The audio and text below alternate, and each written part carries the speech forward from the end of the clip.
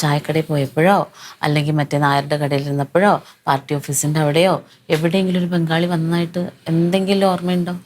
ബംഗാളിയെ മറ്റേ കുമാരേട്ടന്റെ കോഴിക്കടയിലേക്ക് മച്ചമ്മയുടെ കയറപ്പിലാണ് ഒരു ബംഗാളി കൊടുത്തത്. അയാൾ പണ്ട് അപ്പക്കുട്ട സാറിന്റെ വീട്ടിലൊക്കെ ക്ലീറ്റോയും ബംഗാളിയും കൂടി നിന്ന് വർത്താനം പറഞ്ഞ എവിടെയെങ്കിലും കണ്ടിട്ടുണ്ടോ?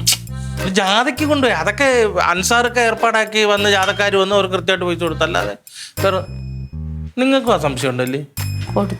അത് ശരിയല്ല. എന്ത് പറ്റിക്കാന്?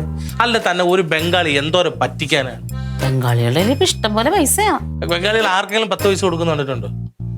അവർക്ക് വേണ്ടിയല്ല, അവർ മറ്റുള്ളവരിൽ നിന്ന് പൈസ ചിലവ് ഇങ്ങോട്ട് മേടിക്കും ജോലി ചെയ്ത്. അവർക്ക് വേണ്ടി ചിലവ് 5 പൈസ ബംഗാളികളെ പറ്റിക്കാൻ പറ്റത്തില്ല. അത് ഇതൊക്കെയാണ് നിങ്ങളുടെ കുടുംബക്കാർക്ക് മൊത്തം ഈ സംശയത്തിന് ദൃഷ്ടി കിടപ്പുണ്ട്. ഇപ്പൊ അമ്മാവനെ പറഞ്ഞിട്ട് ഇപ്പൊ കറങ്ങി തന്നെ നിങ്ങൾക്ക് ഉള്ളിൽ തോന്നില്ലേ? നിങ്ങളുടെ ഭർത്താവാണ്, അങ്ങനെ വിശ്വസിക്കരുത് കേട്ടോ. അത് ശരിയല്ല. അത് നാളെ ഇവിടെ ഒരു ചേച്ചി അല്ല വേറൊരാൾ ഇവിടെ തിരക്കി വന്നു കഴിഞ്ഞാൽ ഉടനെ അങ്ങനെ സംശയിക്കാൻ പറ്റും. തങ്കത്തിനെ എന്തിനു തിരക്കി വന്നു, എന്താണ് അവർ തമ്മിൽ, അങ്ങനെ ചിന്തിക്കുക? അങ്ങനെ ചിന്തിക്കത്തില്ല. ഞങ്ങൾ കുടങ്ങാൾക്കാരെ സത്യവും നേരും നെറിയുള്ളവരാണ്.